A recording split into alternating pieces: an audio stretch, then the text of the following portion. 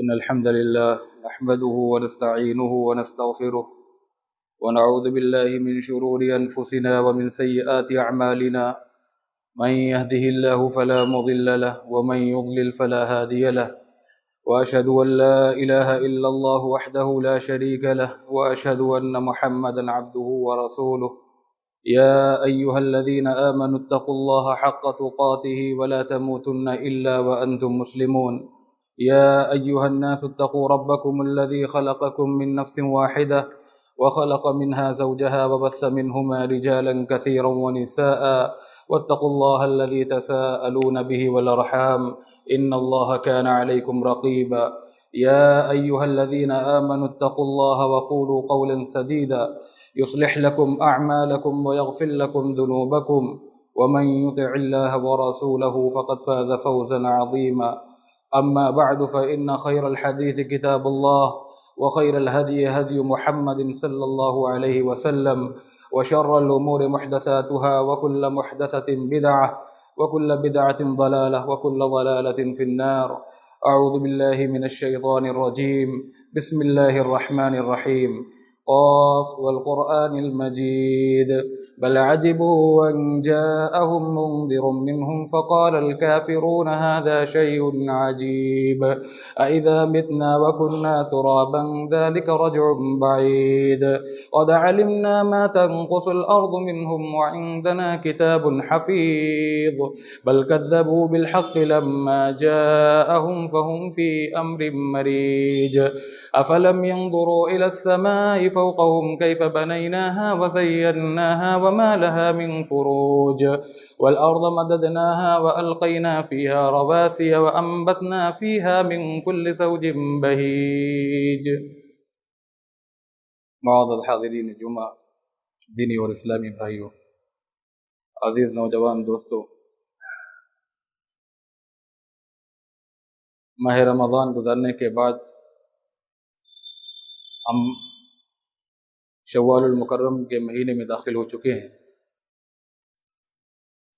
اور اسلامی مہینوں میں رمضان المبارک کا جو مقام و مرتبہ اور حرمت و منزلت ہے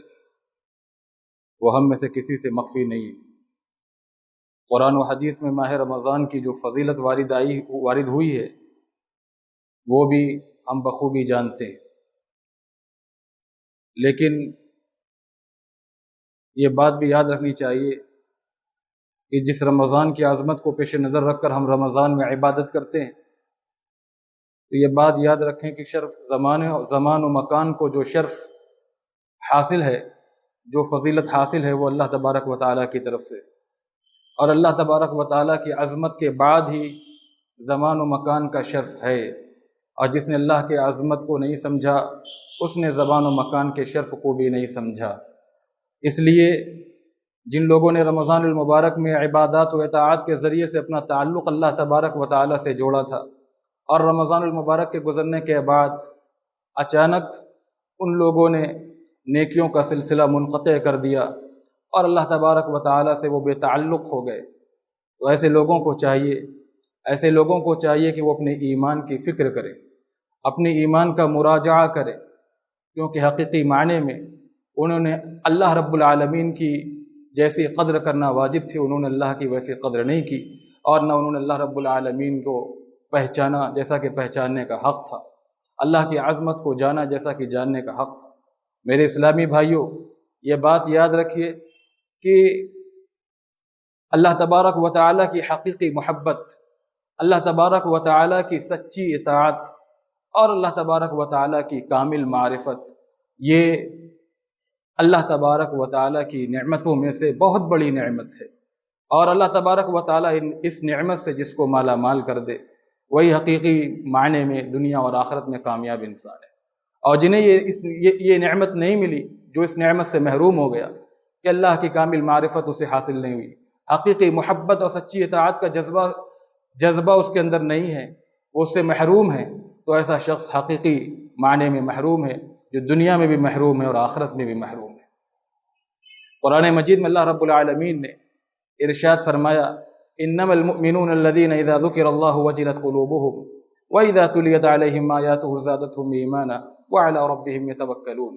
الذين يقيمون الصلاة ومما رزقناهم ينفقون أولئك هم المؤمنون حقا لهم درجات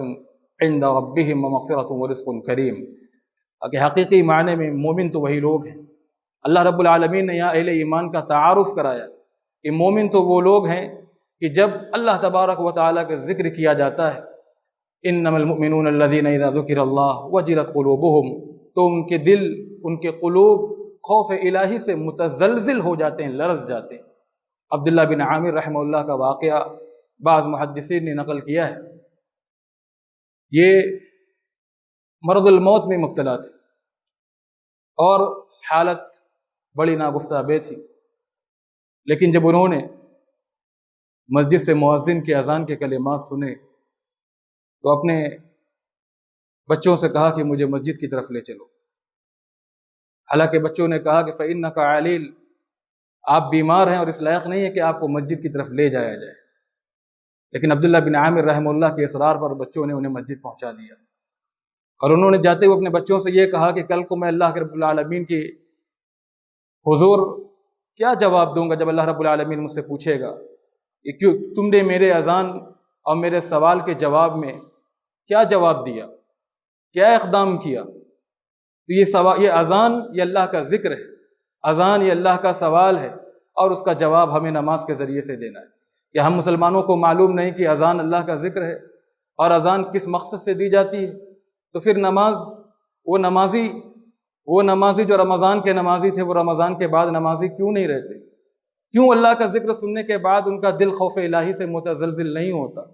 عبداللہ بن عامر رحمہ اللہ مسجد میں آتے ہیں اور خوف الہی سے لبریز ہو کر مغرب کی نماز میں ایک رکعت امام کے ساتھ پڑھتے ہیں، اور دوسری رکعت میں ان کی روح قفص عنصری سے پرواز کر جاتی ہے. میرے اسلامی بھائیوں، اللہ کا حکم ہے وَلَا تَمُوتُنَّ إِلَّا وَأَنْتُمْ مُسْلِمُونَ، کہ تمہاری موت ہونی چاہیے تو حالت اسلام اور حالت ایمان میں ہونی چاہیے. اللہ رب العالمین نے اپنے نبی آخر الزمان محمد عربی صلی اللہ علیہ وسلم کو حکم دیتے ہوئے فرمایا وَاعْبُدْ رَبَّكَ حَتَّى يَأْتِيَكَ الْيَقِينُ، اے نبی صلی اللہ علیہ وسلم اپنے رب کی عبادت کرتے رہیں تسلسل کے ساتھ اس وقت تک جب تک کہ آپ کو موت کا پیغام نہ پہنچ جائے. نبی علیہ الصلاۃ والتسلیم کی زندگی میں جھانک کر دیکھیں، اللہ کے نبی صلی اللہ علیہ وسلم کو موت کے پیغام آنے تک اللہ تبارک و تعالیٰ سے تعلق جوڑے رہنے، اللہ کی طرف راغب رہنے اور نیکیوں کو تسلسل سے انجام دینے کی تعلیم و تاکید فرمائی گئی. رسول کریم صلی اللہ علیہ وسلم کی مرض الموت کا واقعہ، جب آپ اس دنیا سے جانے والے تھے تو آپ کے آخری کلمات میں سے ایک کلمہ یہ بھی تھا الصلاۃ وما ملکت ایمانکم، مسلمانوں نماز کی آپ نے تاکید فرمائی. نماز کا خیال رکھنا، نماز کا اہتمام کرنا. اور مرض الموت میں عائشہ رضی اللہ تعالیٰ عنہ فرماتی ہیں کہ آپ صلی اللہ علیہ وسلم جب شدید بیمار ہو گئے اور بیماری ایسی تھی کہ اس کے بعد اٹھنے کا کوئی امید اور امکان نہیں تھا، اللہ کے نبی صلی اللہ علیہ وسلم نے اپنی بیویوں سے اجازت لے لی کہ انہیں عائشہ رضی اللہ تعالیٰ عنہ کے گھر میں رہنے، ان کے حجرے میں ہمیں مقیم رہنے کی اجازت دے دیں. تمام بیویوں نے متفقہ طور پر ان کو اجازت دے دی. اللہ کے نبی صلی اللہ علیہ وسلم مرض الموت میں مبتلا ہیں، اور آپ کو جس چیز کی سب سے زیادہ فکر ہے وہ نماز کی اس قدر آپ صلی اللہ علیہ وسلم کو فکر تھی کہ آپ صلی اللہ علیہ وسلم بے ہوش ہو جاتے تھے، اور جب کبھی آپ کو افاقہ ہوتا، آرام ملتا تو آپ لوگوں سے نمازی کے بارے میں دریافت کرتے. یہاں تک کہ بخاری کے کلمات ہیں کہ اللہ کے نبی صلی اللہ علیہ وسلم اسی شدت مرض میں آپ صلی اللہ علیہ وسلم نے حضرت عباس رضی اللہ تعالیٰ عنہ اور حضرت علی رضی اللہ تعالیٰ عنہ کو بلایا اور ان کے کاندھوں کا سہارا لے کر آپ مسجد نبوی کی طرف گئے. حدیث کے الفاظ ہیں صحیح بخاری کے تخط رجلاه فی الارض، نقاہت و کمزوری کا یہ عالم تھا نبی علیہ الصلاۃ والتسلیم کے، جسمانی کمزوری کا یہ عالم تھا کہ آپ صلی اللہ علیہ وسلم کے پاؤں زمین سے رگڑ کھا رہے تھے. دو لوگوں کا سہارا ہے، ایک طرف عباس ہیں آپ کے چچا، دوسری طرف علی ہیں، اس کے باوجود بھی اللہ کے نبی صلی اللہ علیہ وسلم ان کے کاندھوں کا سہارا لے کر مسجد کی طرف جا رہے ہیں. آپ نے وہاں جا کر لوگوں کو نماز پڑھائی اور ان کو نصیحت فرمائی. اسی طرح اللہ کے نبی صلی اللہ علیہ وسلم کے لیے، اللہ کے نبی صلی اللہ علیہ وسلم کی زندگی میں ان لوگوں کے لیے درس عبرت اور نصیحت ہے جو لوگ گناہوں کی زندگی گزارتے ہیں اور گناہوں کے دل دادا ہیں، اور انہیں اللہ کی نافرمانی پر کوئی شرم نہیں ہے، کوئی بے خوفی نہیں ہے، کوئی خوف نہیں ہے، اور وہ بے خوفی اور بے فکری کی زندگی گزارنے گزارتے ہیں۔ اللہ کے رسول صلی اللہ علیہ وسلم اگلے پچھلے تمام گناہ معاف کر دیے گئے تھے۔ آپ صلی اللہ علیہ وسلم امام الانبیاء تھے، اللہ نے آپ کو معصوم بنایا تھا، لیکن نبی علیہ الصلاۃ والتسلیم فرماتے ہیں یا ایھا الناس توبوا الی اللہ فانی اتوب فی اليوم 100 مرہ، لوگو اللہ کی طرف رجوع کرو اور اللہ سے توبہ کرو، کیونکہ میں دن و رات میں 100 مرتبہ اللہ رب العالمین سے توبہ کرتا ہوں۔ ان لوگوں کے لیے جو گناہ گار ہیں، نبی علیہ الصلاۃ والتسلیم کی اس تعلیم میں، نبی علیہ الصلاۃ والتسلیم کے اس عمل میں نصیحت ہے، عبرت ہے، موعظت ہے، اور ان لوگوں کے لیے بھی جو بہت نیکوکار ہیں، تقویٰ کی زندگی گزارتے ہیں، ان کے لیے بھی اس حدیث میں سرمہ بصیرت ہے کہ کتنے نیکوکار ہو کیوں نہ ہو، کتنے تقویٰ والے اور اللہ والے کیوں نہ ہو، کتنے نمازوں کے پابند کیوں نہ ہو، وہ اللہ سے کبھی بھی لا تعلق نہ ہو، اللہ رب العالمین سے توبہ و استغفار کرنا نہ چھوڑیں، کیونکہ حدیث کے اندر یہاں یہ بھی آتا ہے کہ اللہ کے نبی صلی اللہ علیہ وسلم ایک مجلس میں 100 مرتبہ توبہ کرتے تھے۔ نبی علیہ الصلاۃ والتسلیم کے صحابہ کا یہ حال تھا کہ ابو بکر رضی اللہ تعالیٰ عنہ کہ جب اللہ کے نبی صلی اللہ علیہ وسلم نے ان کو فرمایا، یعنی ان کے سامنے آپ صلی اللہ علیہ وسلم نے صحابہ کے سامنے یہ بیان فرمایا کہ دیکھو جو نمازی ہیں ان کو نماز کے دروازے سے قیامت کے دن بلایا جائے گا، جو روزے دار ہیں ان کو روزے کے دروازے سے قیامت کے دن جنت میں داخل کیا جائے گا، جو صدقے والے ہیں ان کو صدقے کے دروازے سے جنت میں داخل کیا جائے گا۔ اللہ کے نبی صلی اللہ علیہ وسلم سے آخر میں ابو بکر رضی اللہ تعالی عنہ نے پوچھا، اے اللہ کے نبی صلی اللہ علیہ وسلم بتائیے کوئی ایسا بھی خوش نصیب ہے جو جنت کے 8 دروازے سے بلایا جائے گا؟ نبی علیہ الصلاۃ والتسلیم نے ابو بکر کے بارے میں فرمایا ارجو ان تکون منہم، کہ مجھے امید ہے کہ جنت کے 8 دروازے سے جسے بلایا جائے گا ان میں تم ہوگے۔ یہ فضیلت، یہ مقام ابو بکر رضی اللہ تعالیٰ عنہ کو میرے بھائیوں یوں ہی نہیں ملا، بلکہ ایک مرتبہ اللہ کے نبی صلی اللہ علیہ وسلم نے صحابہ کے مجمع میں مخاطب ہو کے فرمایا، صحیح مسلم کی روایت ہے کہ من اصبح منکم اليوم صائما، بتاؤ صحابہ تم میں سے روزے کی حالت میں کس نے صبح کیے؟ ومن تبع منکم اليوم جنازۃ، تم میں سے آج کس نے ایک مسلمان بھائی کے نماز جنازہ پڑھی ہے؟ من اطعم منکم اليوم مسکینا، آج تم میں سے کس نے ایک مسکین کو کھانا کھلایا ہے؟ من عاد منکم اليوم مریضا، تم میں سے کس نے ایک بیمار بھائی کے گھر جا کر اس کی تیمارداری کی ہے، اس کے حال چال دریافت کیے؟ ان چاروں سوالوں کے جواب میں صحابہ میں سے جو فرد اٹھا، جو شخص اٹھا، وہ ابو بکر رضی اللہ تعالیٰ عنہ تھے، اور انہوں نے کہا کہ اللہ کے نبی صلی اللہ علیہ وسلم میں نے یہ کام کیے۔ آپ صلی اللہ علیہ وسلم کا یہ سنت تھا کہ آپ نے فرمایا مجتمع هذه الخصال في امرئ الا دخل الجنہ، جس شخص میں یہ تمام خصلتیں، یہ نیک عادتیں، یہ صفتیں جمع ہو جائیں، اسے جنت میں داخل نہ کیا جائے تو پھر مجھے نہیں معلوم کس کو داخل کیا جائے گا۔ قاضی عیاض رحمہ اللہ فرماتے ہیں دخل الجنة بلا محاسبة ولا مجازات على قبیح الاعمال، ابو بکر رضی اللہ تعالیٰ عنہ کو بغیر حساب و کتاب کی جنت میں داخل کیا جائے گا۔ یہ فضیلت ایسے ہی نہیں ملی، یہ اعمال کی بنیاد پر ملی، اللہ سے تعلق پیدا کرنے کی بنیاد پر ملی، یہ نماز و روزے اور فرائض و نوافل کے اہتمام کی بنیاد پر ملی میرے اسلامی بھائیوں، اور خوف آخرت کی بنیاد پر ملی۔ عمر رضی اللہ تعالیٰ عنہ جو عشرہ مبشرہ میں سے تھے، اللہ کے نبی صلی اللہ علیہ وسلم نے جن کے بارے میں فرمایا تھا اگر میرے بعد کوئی نبی ہوتا تو وہ عمر فاروق ہوتے، ان کے یعنی زندگی کے آخری لمحات ہیں، شہادت عمر رضی اللہ تعالیٰ عنہ کی ہوئی۔ شہادت کے پہلے کا یہ واقعہ ہے کہ آپ اپنا سر زمین سے لگائے ہوئے ہیں اور صحابہ کے مجمع میں کہہ رہے ہیں کہ ویل لعمر ویل لعمر وویل امہ وویل امہ ان لم یغفر اللہ لہ، افسوس عمر کے لیے، افسوس عمر کے لیے، اس کی ماں کے لیے افسوس، اس کی ماں کے لیے افسوس، ان لم یغفر اللہ لہ، اے عمر اگر تیری مغفرت اللہ کے یہاں نہ ہو سکی۔ یہ صحابہ کرام کا خوف آخرت تھا، یہ صحابہ کرام کا اللہ سے تعلق تھا۔ عشرہ مبشرہ میں عبد الرحمن ابن عوف رضی اللہ تعالی عنہ بھی آتے ہیں جن کو دنیا میں جنت کی بشارت سنائی گئی تھی، اللہ تبارک و تعالی نے ان کے لیے دنیا میں نعمتوں کے راستے کھول دیے، دنیا کے اسباب ان کے لیے مہیا فرما دیے۔ اتنی نعمتیں عبد الرحمن ابن عوف رضی اللہ تعالی عنہ کو دی کہ مدینہ کے مالدار ترین صحابہ میں ان کا شمار ہوتا تھا۔ ایک مرتبہ ان کے دسترخوان پر کھانے چنے گئے اور وہ نفلی روزے سے تھے، اس قدر ان کے دسترخوان پر طرح طرح کے ڈشیں اور کھانے رکھے گئے، سجائے گئے کہ ان کو آخرت یاد آ گئی، اور وہ غزوہ احد کا وہ دردناک دلدوز منظر یاد آ گیا کہ مصعب بن عمیر اور دوسرے صحابہ کرام کو کفن تک مہیا نہ تھا، اور سر ڈھاکا جاتا تھا تو پیر کھل جاتا تھا، اور پیر ڈھاکا جاتا تھا سر کھل جاتا تھا۔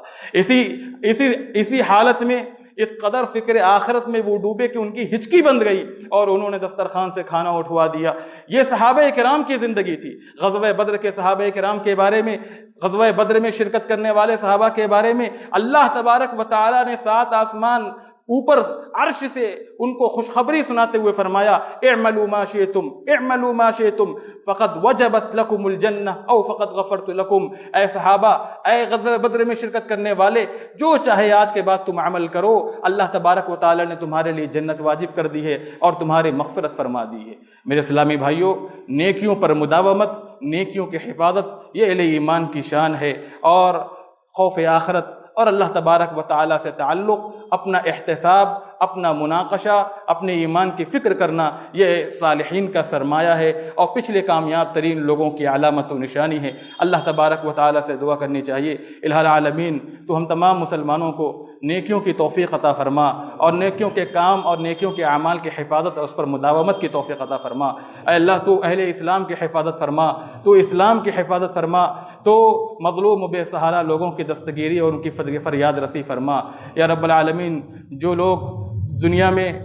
ظلم و زیادتی کی زندگی گزار رہے ہیں اللہ، تو ان کی غیب سے مدد فرما، اپنی لشکروں سے ان کی مدد فرما، مسلمانوں کی جان و مال اور عزت و آبرو کی حفاظت فرما۔ جو مسلمانوں کے دشمن ہیں، تیرے دین کے دشمن ہیں، یا رب العالمین تو ان کو نیست و نابود کر دے، ان کے غرور کو، ان کو ناپاک عزائم کو خاک میں ملا دے۔ یا رب العالمین جو بیمار ہیں انہیں شفا یاب کر دے، اور جو اس دنیا سے حالت ایمان میں اٹھ گئے ہیں تو ان کے قبروں کو نور سے بھر دے، ان کے درجات کو بلند کر دے، ان کی مغفرت فرما دے۔ یا رب العالمین ہم مسلمانوں کو عزت و عافیت، امن و سلامتی اور صحت تندرستی کی زندگی عطا فرما، اور جب تک ہمیں اس دنیا میں زندہ رکھ، اپنے دین کا سچا سپاہی بنا کر زندہ رکھ۔ خاتمہ ہو تو کلمہ توحید لا الہ الا اللہ محمد رسول اللہ پر ہو۔ اقول قولی هذا فاستغفر الله لي ولكم ولسائر المسلمين من كل ذنب فاستغفروه انه هو الغفور الرحيم۔ بارك الله لي ولكم في القرآن العظيم ونفعني واياكم بالآيات والذكر الحكيم، انه تعالى جواد ملك بر رؤوف رحيم۔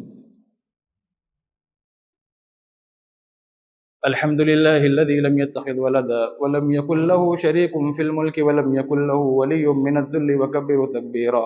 اللهم صل على محمد وعلى آل محمد كما صليت على إبراهيم وعلى آل إبراهيم إنك حميد مجيد۔ اللهم بارك على محمد وعلى آل محمد كما باركت على إبراهيم وعلى آل إبراهيم إنك حميد مجيد۔ عباد الله رحمكم الله، إن الله يأمر بالعدل والإحسان وإيتاء ذي القربى وينهى عن الفحشاء والمنكر والبغي يعظكم لعلكم تذكرون، واذكروا الله يذكركم وادعوه يستجب لكم، ولذكر الله تعالى أعلى وأولى وأعز وأجل